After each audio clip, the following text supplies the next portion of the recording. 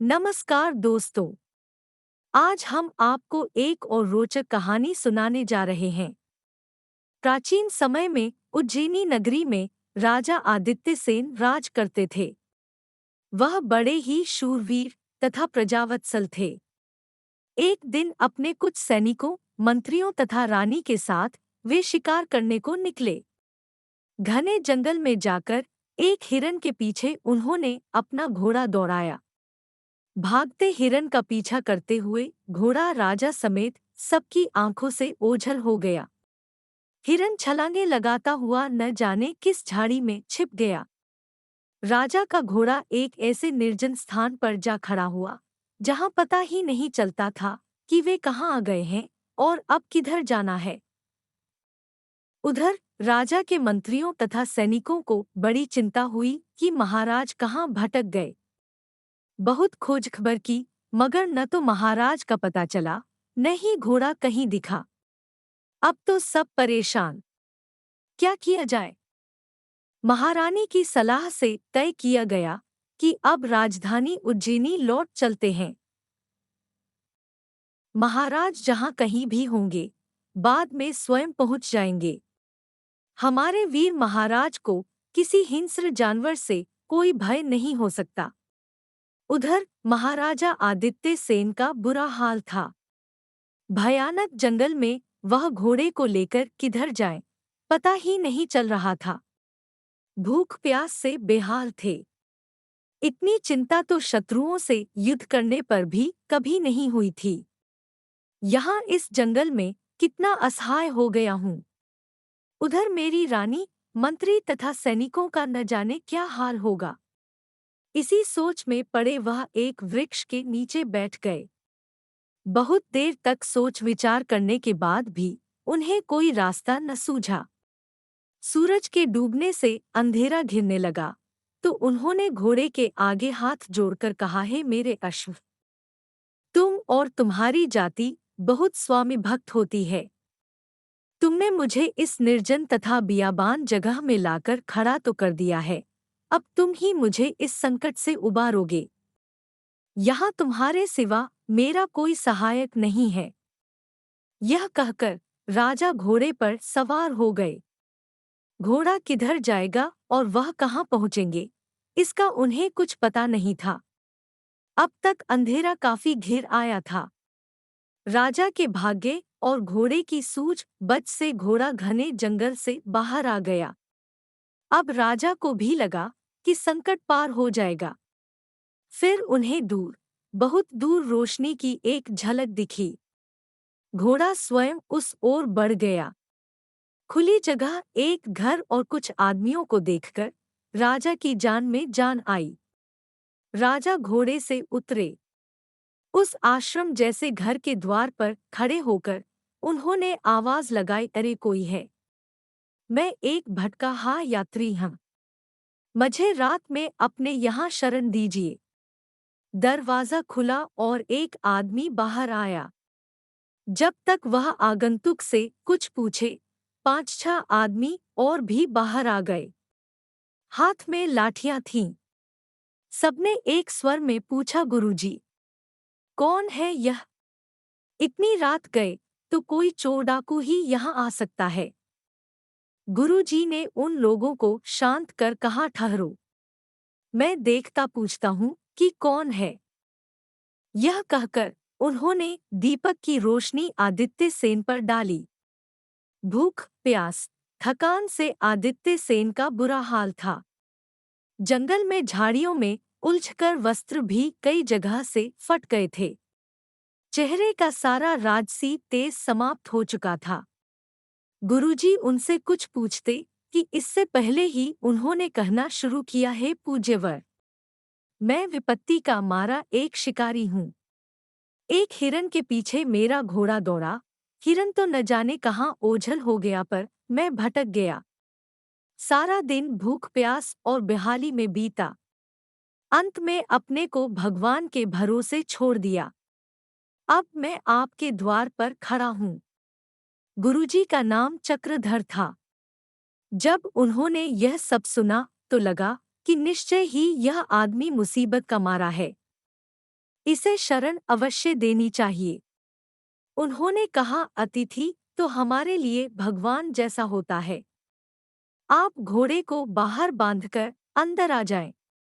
इतना सुनते ही उनके साथियों ने कहा, गुरुजी, यह आप क्या कर रहे हैं?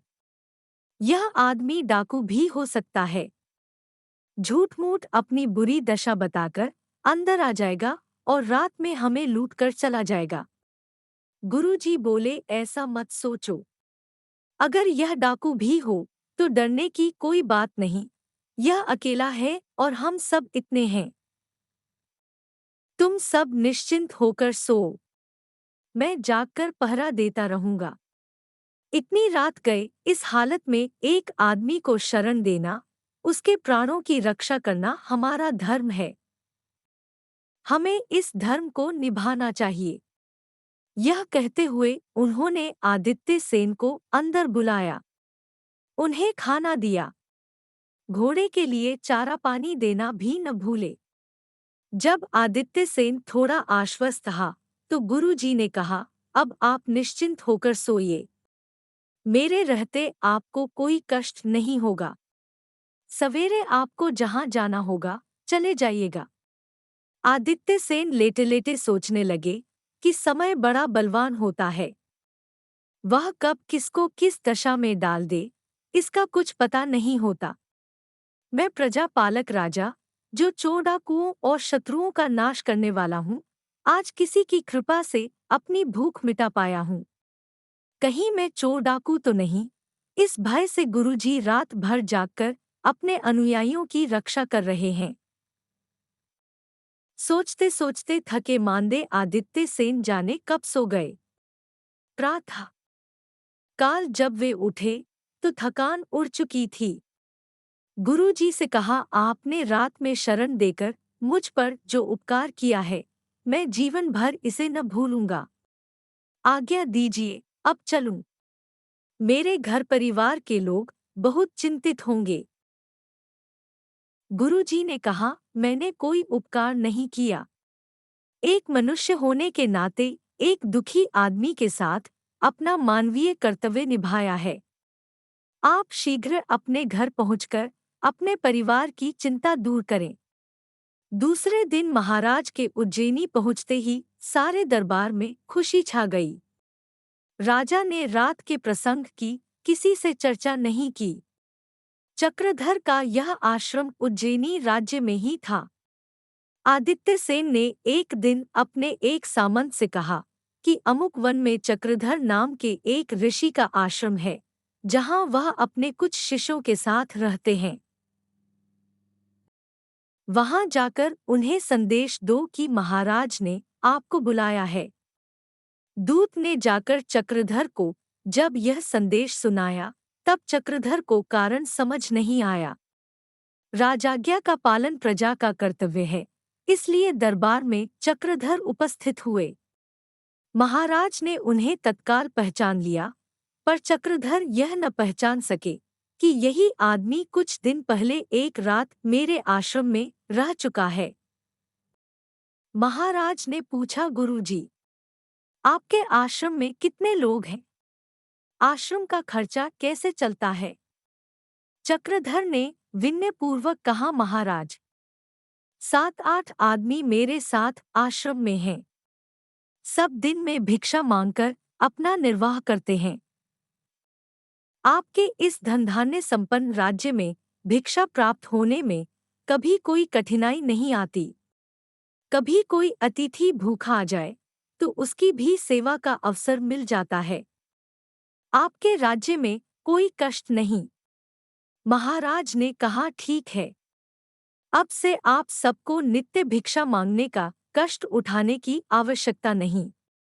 मैं आपके आश्रम को 5 गांव दान में देता हूँ। उसकी आमदनी से आपके आश्रम का सारा खर्च चलेगा।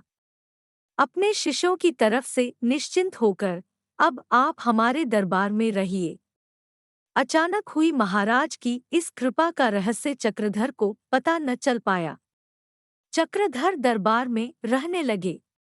उधर आश्रम वासियों को गांवों की आय होने से भिक्षा मांगने से छुट्टी मिली।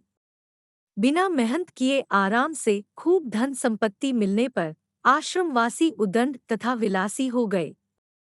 कुछ दिनों बाद धन संपत्ति के बंटवारे के लिए आपस में लड़ने भी लगे। एक दिन चक्रधर ने कहा, महाराज आज्ञा दे तो एक बार जाकर मैं आश्रम की दशा देख आऊं। उन्हें सुखी देखकर मुझे खुशी होगी। राजा ने आज्ञा दे दी। चक्रधर जब आश्रम पहुंचे तो उनके अनुयायियों को बुरा लगा। उन लोगों ने सोचा कि गुरुजी भी हमारी आमदनी में हिस्सा बंटाने आ गए। धन संपत्ति को लेकर उनकी आपस की लड़ाई देख चक्रधर को बहुत दुख हुआ। उन्होंने कहा, तुम सब अपने में से एक मुखिया चुन लो। उसकी सलाह से सब मिलजुल कर काम करो। इस प्रकार आपस में लड़ाई झगड़े से बचकर कुछ परोपकार का कार्य भी किया करो। अब वे लोग भिक्षा मांगने वाले तो थे नहीं। कोई किसी को मुखिया मानने को तैयार नहीं हुआ।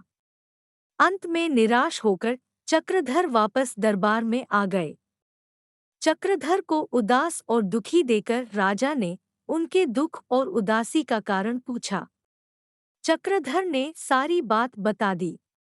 राजा ने कहा, गुरुजी, आप पुनः आश्रम में जाइए, मैं पता कराऊंगा। चक्रधर फिर आश्रम में आ गए। एक दिन महाराज स्वयं भिक्षुक का वेश बनाकर आश्रम में पहुंचे। भिक्षा के नाम पर आश्रमवासियों ने फटकारते हुए कहा, भाग जाओ यहाँ से, भिखमंगे कहीं के। कोई भिक्षा नहीं मिलेगी। चक्रधर भी बैठे यह सुन रहे थे पर कुछ कह न सके। भिखारी जब फिर भी न हटा तो एक आश्रमवासी उसे मारने के लिए दौड़ा। अब तो भिखारी ने अपना ऊपरी वेश उतार दिया और एक राजा के रूप में खड़े होकर चक्रधर से कहा, गुरुजी, मैं राजा आदित्य सेन स्वयं इन सबकी परीक्षा लेने आया था। मुझे बहुत दुख है। सहज मिली हुई संपत्ति तथा गुरु के अभाव में ये सब विलासी तथा उदंड हो गए हैं। जैसे प्रजा की देखभाल के लिए राजा का होना आवश्यक है, उसी तरह आपका यहाँ रहना जरूरी है। आपके बिना ये भटक गए हैं। आप आश्रम में रहकर इन्हें ज्ञान दें, इन्हें सन्मार्ग पर लाएं, इनका चरित्र सुधारें। कहकर राजा वापस चले गए। चक्रधर फिर से वहीं आश्रम में रहने लगे। सच है, कोई मार्गदर्शक न होने पर अनुयायी भटक जाते हैं। अगर आपके पास भी कोई मार्गदर्शक है तो अपने आप को खुशकिस्मत समझिए, क्योंकि हर किसी के पास गुरु नहीं होता। कहानी अच्छी लगी हो तो लाइक और सब्सक्राइब करना ना भूलें।